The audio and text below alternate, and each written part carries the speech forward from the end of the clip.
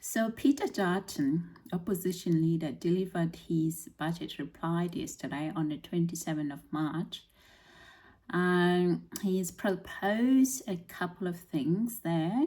One is full exercise. He's proposed to reduce it from 50 cents to 25 cents for about a year. He also proposed spending on apprenticeship on young people, incentivizing the builders to hire young people by giving them money each year. He also said there will be no changes to Medicare and other essential services healthcare. He's proposing to increase expenditure in defense. I don't know how much he proposed. He also, he proposed to cut permanent migration by 25%.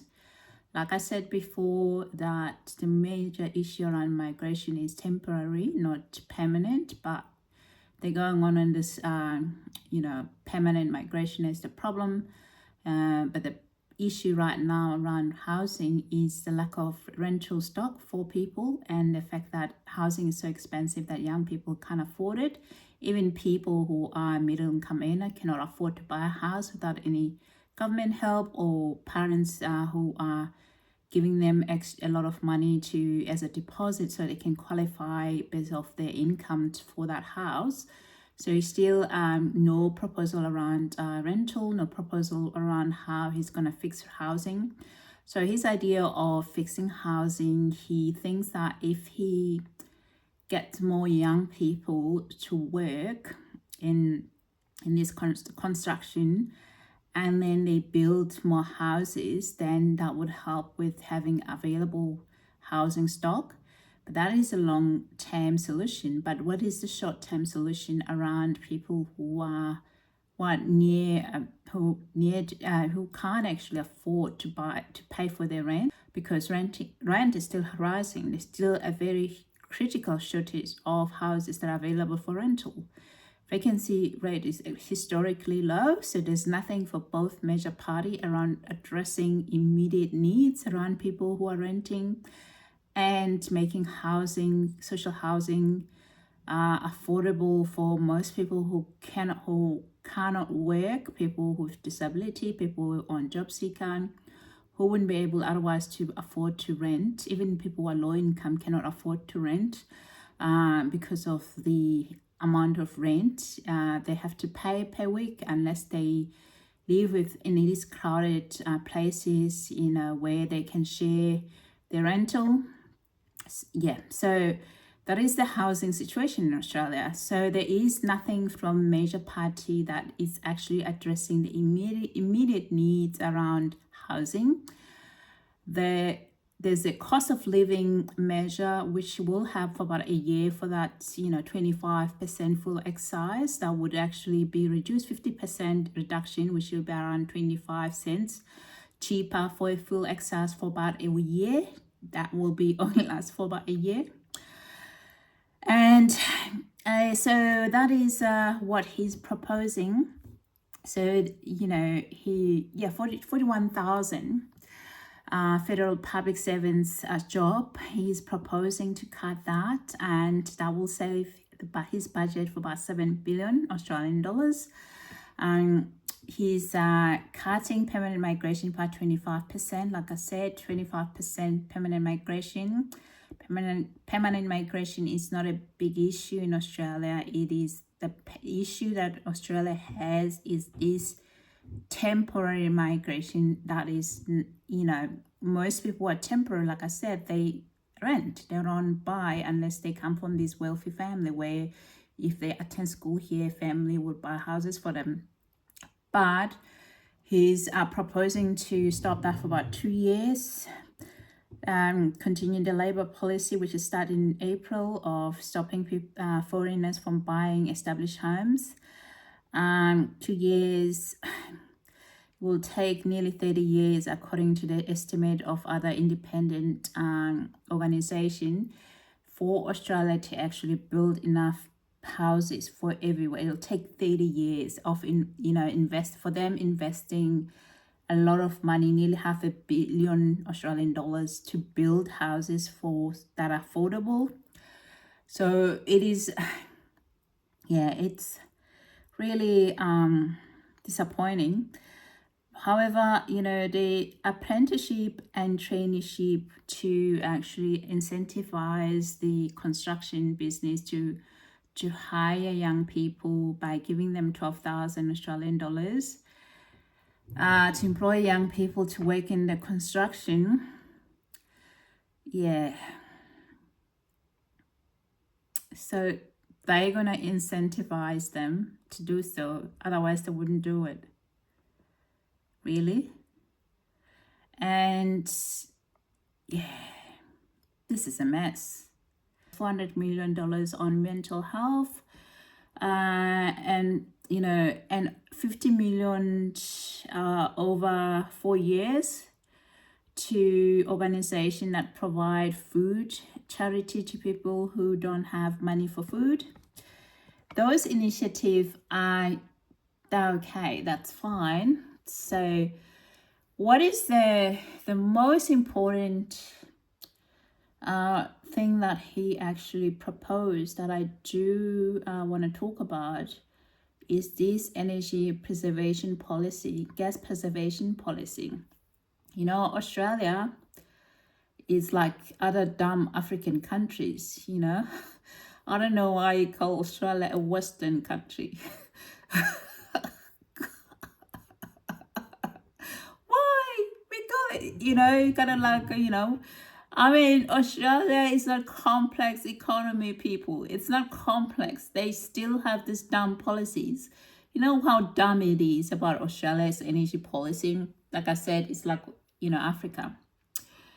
We actually, in this country, we are the Saudi of gas. That means Australia is rich in natural gas.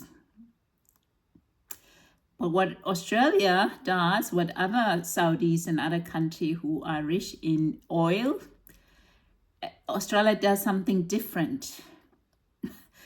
Like other African countries do with their rare earth minerals, send them elsewhere, and then they get refined, and then you buy them you buy whatever they've made out of those rare earth at a higher price. You send the debt into them, they make use of them. You buy this technology because you can't refine, you can't make use of your natural resources in Africa. This is what most African countries do. But Australia, that's what they do with the gas. That's what we do with gas. We send our gas to Asia. They refine them, make them all nice and clean, and then we buy them from them. Yes, mostly in the East Coast, except for Perth in Western Australia. Western Australia has their own gas preservation policy. They've smarty one. They've decided they're not gonna take all the gas out. So they've preserved some of their gas for use, domestic use. So their prices for gas is not as high as the rest of Australia. But the rest, we just don't have as a country. So the country, has huge amount of natural resources, a huge amount of gas resources. And what they do when they dig this gas from the ground is that they actually exported a hell lot of it. They exported a hell lot of it and leave the domestic market with less gas, and then that increased the prices in the gas for domestic.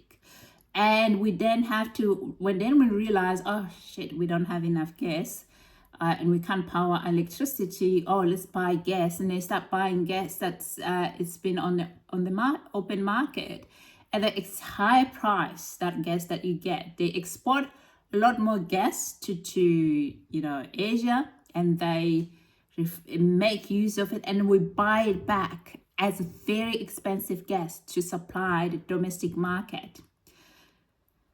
So this is when I say, yeah, it's not complex. It's just like other African countries. Anyway, we've been doing that for years. And consequent of that is that Australia doesn't actually have a huge manufacturing. If you don't have manufacturing, if you don't have cheap gas, as I say, if the country doesn't have cheap energy, I mean gas to power those electricity grid and all of that, if the country doesn't have a cheap energy, the country cannot have a manufacturing. No, it's not. It's going to be difficult and extremely expensive to manufacture anything in Australia, and it's been like that for years. That's why, you know, a lot of industries, cars and other, they had to leave Australia for many reasons, but some of them is the energy. So also Australia in the last 3 years, I don't know if it's Labor's as problem, because we didn't have it during the COVID. They gave this business JobKeeper, and so there wasn't a lot of small businesses that were going bust. During this Labour government, there's been a record number of small businesses not really surviving, and it's very tough. It's tough to be a small business in Australia. That, yes, you could say that is to do with the policy of the current government. You could also look at and say, yeah, maybe it's the catch up for the low number of insolvency during the COVID years. But you also can add another layer that it could be because the electricity is so expensive. So you spend a lot of money on your electricity bill as a small business owner in Australia. That also is impacting on that activity in the small business sector. So Peter Dutton's gas reservation policy, I like this policy because it's actually, yeah, it's touched on the recognizing the role of energy. Energy is so important for a country to be complex. That means having a lot of industry. You need a very cheap energy. You see even China, how they do a lot of stuff they manufacture because the energy is cheap in China compared to Australia. So we cannot build and manufacture anything. For example, if you are a person who want to start a business here in Australia, you want to start, you know, producing medicines that are needed, use in Australia, that are, you know, you want to start a manufacturing, pharmaceutical manufacturing company in Australia, you wouldn't be able to survive with this energy, because a lot of these manufacturers of medicine, they need to be kept at a certain temperature.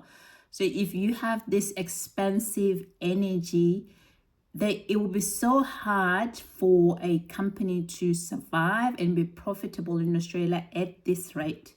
So no wonder Australia doesn't produce any medicine. They get the medicine elsewhere. So it is so difficult. So energy preservation policy, it is like an economy. And he said it that Peter Dutton, it is an economy. And power. Energy is the economy. And I am so glad that he recognized that. That is something I can give him. Yeah, 5 out of 5, perfect score for that one. For I don't know, good luck on that one. How he's gonna manage those gas cartel. If he wins the election, of course. Energy prices will always be lower under a coalition government. The gas policy has to work for the coalition because its nuclear plan takes decades to deliver. But meddling in markets certainly doesn't work for a gas industry built to fuel Asia's energy demands. They rely on our gas supply to keep the lights on in Tokyo. So it's really important that we're providing the stability and sending the right signals for further investment. By almost everyone's reckoning, including his own, Peter Dutton's gas plan is bold. Multinational investors and foreign customers may look askance, economists may shudder. But that's not the point. This is decidedly and deliberately an Australia-first policy. We're putting gas back into the energy system, and we're doing it for Australians. Too many are having to make some Really, so that's the thing. Another thing that he proposed, he wanted to deregister CFMU, which is the a union that has been alleged to engage in some of dodgy activity. You know, if you're South African, that this union is been alleged to be engaged in protection fees. Yeah. Australia has its own protection fee version. That is this oh shit. Yeah.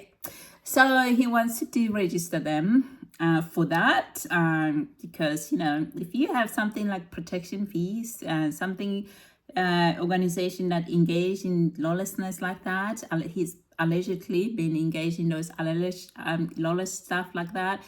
The country is being held into ransom. Those protection fees, and if it's true that CMFU has been doing that,